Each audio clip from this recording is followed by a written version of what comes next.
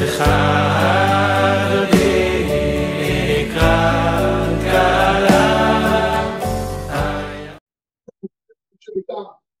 זה, יש קיום הפויסטים, אני לא רוצה לעשות קיום הפויסטים, האם נשים חייבות כמה מרצי שקל? האם מומרים חייבים מרצי שקל? האם קטנים להיות מרצי שקל?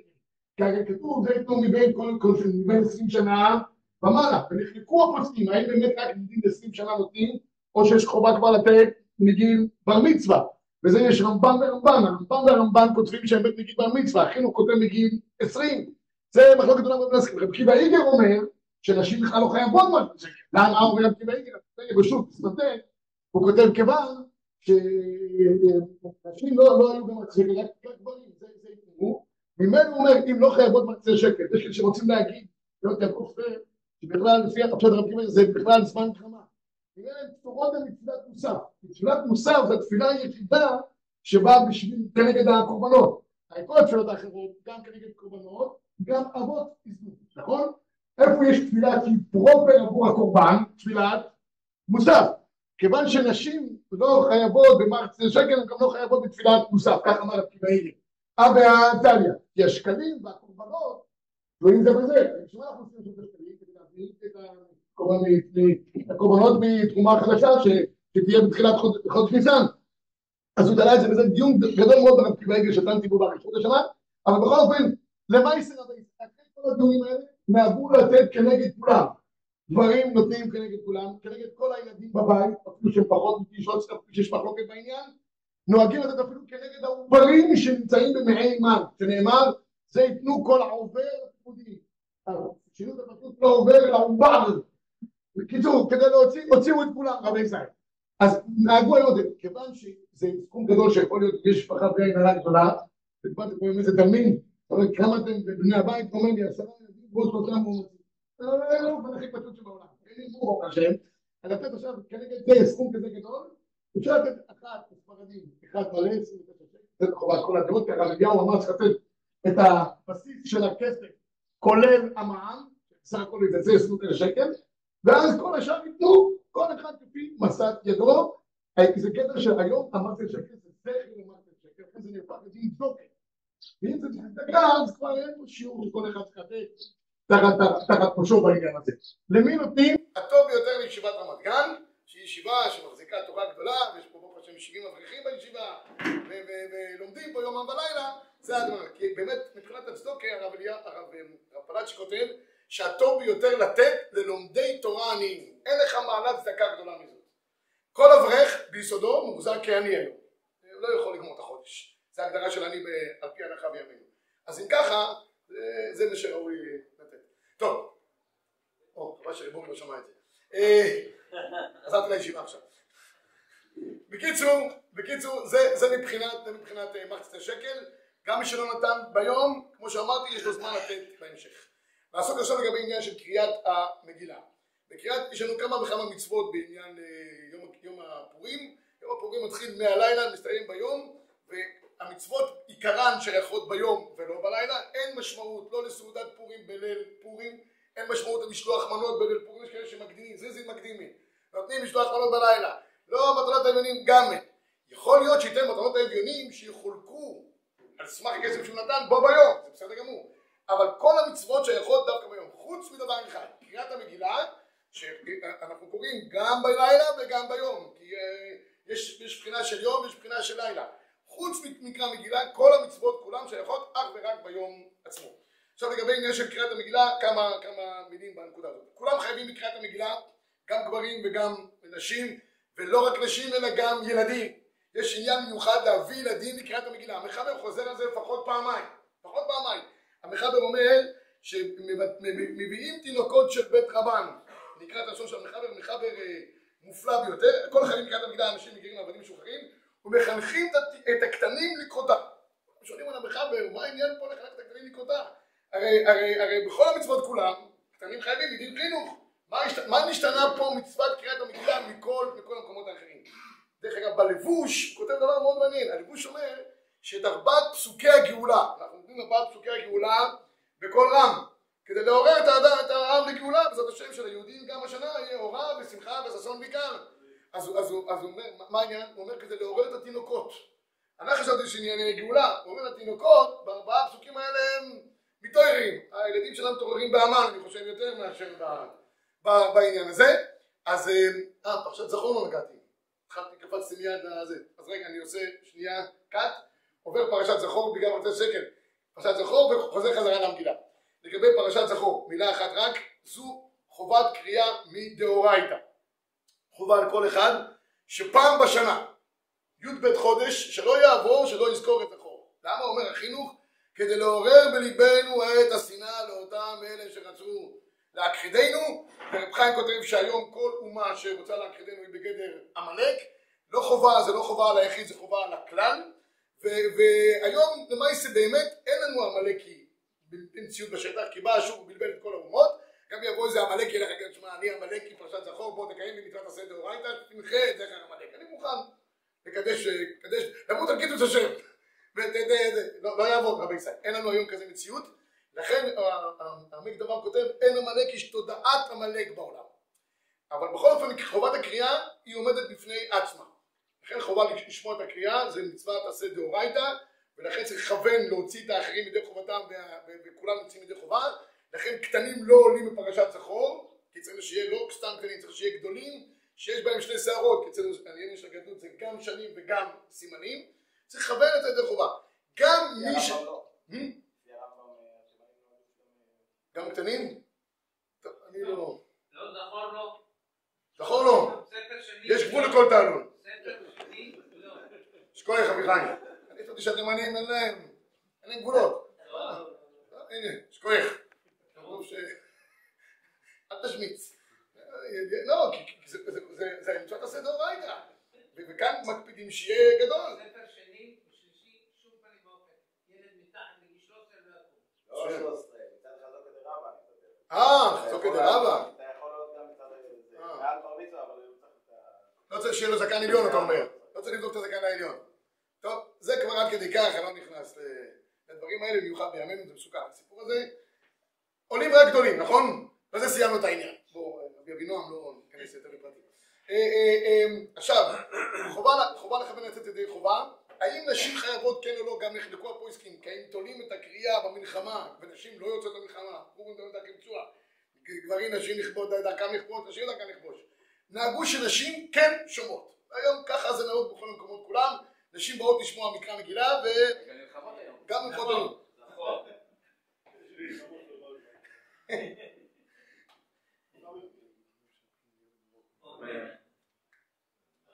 יש קריאת זכור מיוחדת לנשים. מי שלא הצליח היום בתקופת המלחמה, לא הצליח לקרוא פרשת זכור בזמן הקריאה שלה הרגילה, בפרשת כי תצא, שקוראים עוד פעם לחודש של עמלק, יכוון, מבקש מהשליח ציבור שיכוון להוציא אותו ידי חובה, ויכוון לצאת ידי חובה, ובזה הוא יצא ידי חובה. עוד מילה אחת, יש היום מנהגים שקוראים בכמה וכמה עברות. ספרדים, בתוך הספרדים לפחות יש ארבע אפשרויות. יש ירושלמי, וירושלמי יש מרוקאים, מרוקאים יש טוניסאים, סדיק וקוף של הרב מזוז, ויש טורקים, קיצור, קוף. ולאשכנזים אני לא מדבר בכלל, ממש מקיימים בזה מפוזר ומפורד בין העמים. רואים? למה זה? אני אמרתי לפחות שהמן לא יצאו דבריו לבטלה עד כדי כך. אז יוצאים את החובה בעניין הזה. 8-9 קריאות, הרבה ישיבות לא נהגו כך. הרבה ישיבות, קריאה אחת, כולם יוצאים בה ידי חובה ונגמר העניין, רבי ישראל. אין צורך ביותר. כי למעשה לא משנה באיזה עברה שמעת, יצאת. נקודה. גם לא שמעת איזה אות או שתיים, גם יצאת ידי חובה. ובלבד שישמע את העניין. נכון שכולם מקפידים, פרשת זכור, שכולם תומים ומוכרים וכל זה, זה בסדר, זה מצוין. אבל למעשה אתה יוצא ידי חובה. תמיד בישיבה פה אחרי פרשת זכור, יש כמה צומניקים שעומדים בתום, לא שמענו את סגול דרגה, לא יודע, דרגת אוויר. יצאנו לדבר, יצאת, בלי נרבים, רבי ישראל. היית, עמדת, שמעת פרשת זכור, יצאת ידי חובה, נקודה. מה עם הקריאה של פורים, האם היא מוציאה גם... כן, היא גם יכולה. מי שלא יצא פרשת זכור, גם פרשת פורים יכולה להוציא אותה ידי חובה. שכוח. מה? לא משנה, יוצאים ידי חובה. לא משנה איזה ספר. כן, יוצא ידי חובה. רבותיי, זה עצם העניין, זה הקריאה, שזכרת את זכור בלב, לא תשכח, בפה, ככה נושים חזר. עשית את זה, יצאת ידי חובה. עסק, כי זה דאורייתא וכולי, עד כדי כך שמעתי שהבריסקר מוציאים את המשקפיים שלו יחציצה. עד כדי כך. לא. יש גבול רבי ישראל. טוב, עד כאן פרשת זכור. עכשיו נעבור לקריאת המגילה. כמו שאמרתי בקריאת המגילה, כולם חייבים, אנשים, נשים, המחבר כותב, כאן אני חוזר למחבר, שאומר שגם קטנים צריכים להביא אותם לחנכם. דרך אגב, המחבר חוזר על זה פעם נוספת. מה העניין פה? אני רק אגיד מילה אחת על דרך הרעיון שאמרתי, למה המחבר כל כך אכפת פה מהעניין של הקטנים בזה. הדין חינוך הוא שייך באופן תמידי, חובה על האב, חובה על הבן, בדרך כלל זה חובה על האב כלפי הבן. מה נפקא מינה פה? עיקר העניין של פורים בסוף יצא מהעניין של תינוקות של בית רבן. כך אומר המדרש, מילה אחת במדרש, מדרש נפלא ביותר, זה שיעור של שעה, 2 דקות אני אעביר אותו. כתוב שהמן הגיע חזרה לביתו, ויספר המן לזה לאשתו ולכל אוהביו את כל אשר קראו, ויאמרו לו חכמה וזה ראשיתו. כשאתה מצליח, כולם אוהבים שלך. כשהם רואים שאתה מתחיל ליפול, כולם יהיו חכמים שלך. למה עשית? למה לא שמעת לנו? כבר לא אוהבים אותך כאן. וזה חכמה וזה ראשיתו. אם מזרע היהודי מרדכי, שהאכילות ניפול לפניו, נפול תיפול לפניו. אישה נפלאה, עזר כנגדו בצורה הכי נפלאה יכולה להיות. אם נגלת ליפול, בעזרת השם אתה תיפול עד למטה. ואני מצפה לזה גם, בהקדם. אז כולם שואלים, מה זה אם מזרע היהודי מרדכי? יש פה איזה, כותב על השייח הקדוש, יש איזה ספק אם יהודי הוא, אם מרדכי הוא יהודי או לא יהודי? כל המגילה, מרדכי יהודי, זה מי שמעצבן אותו כל הזמן. מה זה אם מזרע היהודי מרדכי? שמעו פשט נפלא של מאיר שפירא מלובלין. הוא אומר, כשהתחיל כל הבלגן בשושן, אז מרדכי שמע את כל אשר נעשה, לאן הוא רץ? לתינוקות של בית רבן, לחיידרים. מוציא ילד קטן, אומר לו, תגידי פסוק בפסוקך, אומר לו, אל תירא מפחד פתאום שורת השם כי תבוא. השני אומר לו, עוץ וצא ותופר, לא יקום קינן. השלישי אומר, ברוך אומר, אני ראשון ואני אחרון, אני עד זקנה ושיבה, ואין בידי מציל. ברוך אומר, אני עד הסוף. התחיל מרדכי מקפץ במלחמה של דין. אומר לו המן, מה אתה קופץ? אומר, אני יודע שאתה בכל גזרותיך בטלים. אומר לו, מי אמר לך? התינוקות של בית רבן. אומר, אינני פורע אלא מהם תחילה. אני מדלג על כמה מדרשים בגלל הזמן הקצר. כשהמן הולך לקחת את מרדכי על הסוס, לקחת אותו על הסוס, כן, תעשה מרדכי קשה דיברת, אז כתוב שהוא נכנס לבית המדרש. מרדכי אמר להם, תשמעו רבי ישראל, זה השיעור כלולי האחרון שלי היום. בדרך כלל שיעור כלולי של ראש ישיבה, חלק מהחלוי שלו, שאיך שהוא נכנס, בחורים יוצאים. אם כולם נשארים, זה כבר שיעור כלולי, זה דרוש, זה שיחה יפה. שיעור כלולי זה שחלק מול העיניים שלך, אתה רואה, אני יוצא. ואז זה שיעור כלולי באמת. כי הם לא יכולים לשמוע, קשה להם, תראה וכו'. אני אספר את הסיפור בישיבת מיר, שהיה שם איזה שבוש שהגיע, אמרו לה, חבר'ה, תשמע, עוד מעט מגיע ראש ישיבה רב פינקל זצ"ל, תיזהר, זה 2-3 שיעור כלולי, אתה לא תבין גם כלום, חבל לך. אנחנו יוצאים, אתה תצא איתנו ביחד. תסתכל אחד מהחלון, ראה את הרב פינקל מגיע, הוא דפק על השולחן ואמר, רבותיי, הוא מגיע. כולם התחילו לברוח, השבוש ברח לכיוון השני, בדיוק הרב פינקל הגיע. הוא אומר לו, מה אתה בורח? הוא אומר, יש שיעור כלולי, בוא מהר, תפלח איתי ביחד. אז בקיצור, אז הוא אמר להם, מרדכי כפי שאתם בדרך כלל בורחים, השנה אני מבקש שתישארו. טוב, נשארו כולם, נבחן בחדרו הפרד מתוך דבר הלכה. אותו יום אומר המדרש, היה ט"ז בניסן, יום קמיצת העומר. נכנס המן לבית המדרש, אפס מדרש, גוואלד, כולו מלא חבר'ה צעירים, יושבים שם עם כל האש ולומדים. ומרדכי עושה ככה עם היד, אומר לה, זה בידו, תגידי, מה הוא עושה לכם הראשי שלכם? הוא אומר, היום זה ט"ז בניסן, שנה הבאה יבנה בית המקדש בעזרת השם, אנחנו צריכים לדעת איך עושים סדר העבודה, ט"ז בניסן, אז הוא מראה לנו את קמיצת העומר.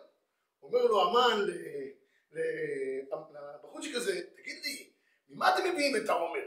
בטח מכסף, מזהב, זה ראש של פה. אם מביאים זה, הוא אומר לו, לא כסף על הזהב, שעורים, מאכל בהמה. הוא אומר לו, אבל בטח הכמות, איזה טון, בסדר.